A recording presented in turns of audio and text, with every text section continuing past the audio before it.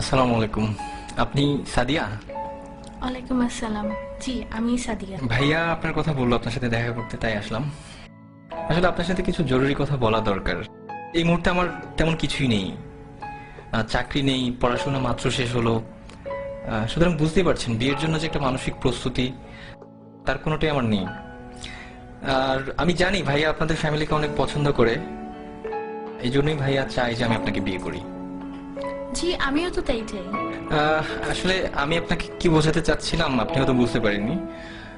বাবা মা মারা যাওয়ার পর থেকে ভাইয়েরা আমার দেখাশোনা করেছে বা এখনো করছে, কিন্তু এই কৃতজ্ঞতা স্বরূপ তো আমি আপনার মতো একজনের ভবিষ্যৎটাকে অন্ধকারে ঠেলে দিতে পারি না। আপনি অন্ধকার বলছেন কেন?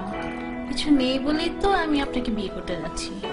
ধরুন আমি একজন টাকাওয়ালা কাউকে বিয়ে করলাম, কিন্তু বিয়ের পর দিন তো সে মারাও যেতে পারে, অথবা তার সব সম্পদ ধ্বংসও হয়ে যেতে পারে। আমি তো টাকা, বাড়ি, গাড়ি এসব দেখে বিয়ে করতে চাই না। আমি চাই একজন ভালো মানুষ। তাছাড়া আজকালকার ছেলেদের যে অবস্থা, তারা যেভাবে চলাফেরা করে, এদের মধ্যে তো ভালো ছেলে পাওয়াটা খুবই মুশকিল।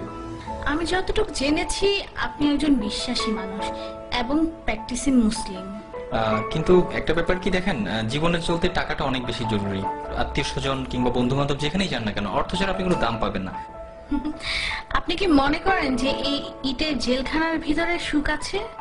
সেখানে আছে মোহ, আছে লোভ, লালসা আর নষ্টামি। তারা সম্পদের পিছনে ছুটতে গিয়ে নিজেদেরকেই হারিয়ে ফেলে। স্বামী স্ত্রীর মাঝে কোনো ভালোবাসা নেই। বাবা সন্তানকে দেখতে পারে না, সন্তান বাবাকে দেখতে পারে না। আমি তো এমন চাই না। আমি চাই একটুকু জান্নাত, যার তুলনায় এই দুনিয়ার সমস্ত সম্পদ খুবই তুচ্ছ। আমাদের বিয়েটা ছিল খুব সাধারণ। মসজিদে গিয়ে বিয়ে করলাম, এরপর কিছু জিলিপি কিনে গরিবদের মাঝে বিলিয়ে সারাদিন দুজন মিলে ঘুরলাম।